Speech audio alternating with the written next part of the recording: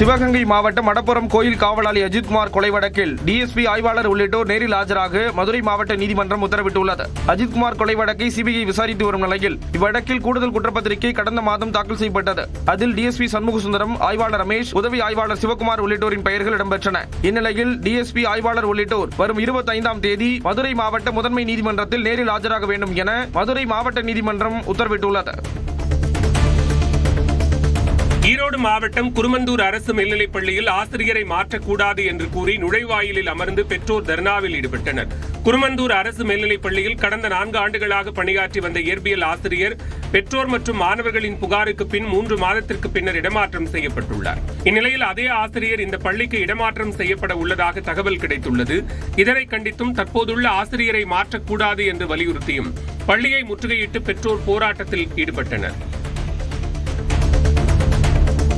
பல்வேறு பிரச்சனைகளுக்கு பிறகு தஞ்சை மாவட்டம் கும்பகோணம் அருகே உள்ள சூரியனார் கோவில் மடத்தில் புதிய மடாதிபதி பொறுப்பேற்றார். திருவாவடுதுறை ஆதீனத்திற்கு சொந்தமான இக்கோவிலில் 29வது ஆதீனமாக இருந்த மகாலிங்க தம்பிரான் சுவாமி கர்நாடக மாநிலத்தைச் சேர்ந்த பெண்ணை திருமணம் செய்து கொண்டதால் மடாதிபதி பொறுப்பிலிருந்து விலகினார்.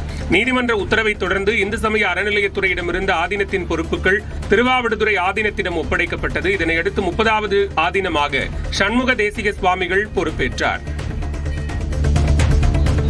நாமக்கல் மாவட்டம் மணியனூர் ஊராட்சியில் 10 நாட்களாக குடிநீர் வராததால் மக்கள் காலி குடங்களுடன் சாலை மறியலில் ஈடுபட்டனர்.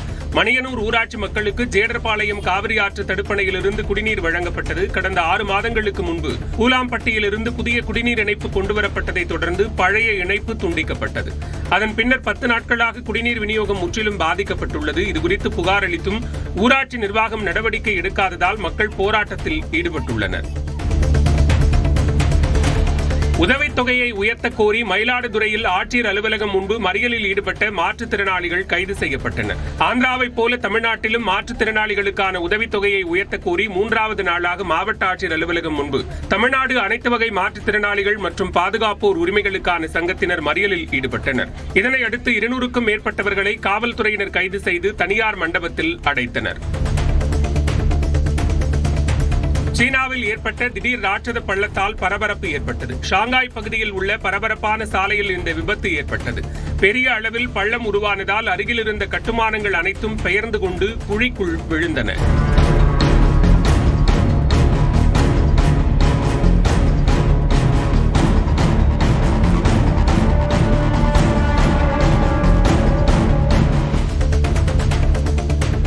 தமிழ் இலக்கியம் மற்றும் நதிநாகரிக கலாச்சாரத்தை போற்றும் பொருணை இலக்கிய திருவிழா தென்காசியில் தொடங்கியுள்ளது.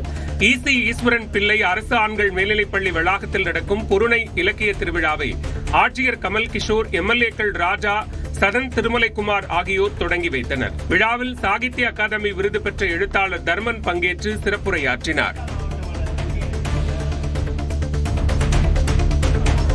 தென்காசி மாவட்டம் சங்கரன்கோவில் மலர் சந்தையில் மின்னணு எடை தராசை பயன்படுத்த கோரி விவசாயிகள் ஆர்ப்பாட்டத்தில் ஈடுபட்டனர். சுற்றுவட்டார பகுதிகளைச் சேர்ந்த மலர் விவசாயிகள் மல்லிகை, பிச்சிப்பூ, வாடாமல்லி, காக்கட்டான், ரோஜா உள்ளிட்ட மலர்களை இந்த சந்தைக்கு விற்பனைக்கு கொண்டு வருகின்றனர். இந்த நிலையில் தாங்கள் கொண்டுவரும் பூக்கள் எடை தராசு வைத்து அளப்பதால் கிலோவுக்கு 200 கிராம் வரை இழப்பு ஏற்படுவதால் மின்னணு எடை தராசை பயன்படுத்த விவசாயிகள் கோரிக்கை விடுக்கின்றனர். பெங்களூருவில் இருந்து காரில் கடத்தி வரப்பட்ட 270 கிலோ போதைப் பொருட்கள் நாகை அருகே பறிமுதல் செய்யப்பட்டது. திருப்பூண்டி அருகே வாகன தணிக்கையில் ஈடுபட்ட காவல்துறையினரை கண்ட 3 பேர் காரை விட்டுவிட்டு தப்பியோடினர்.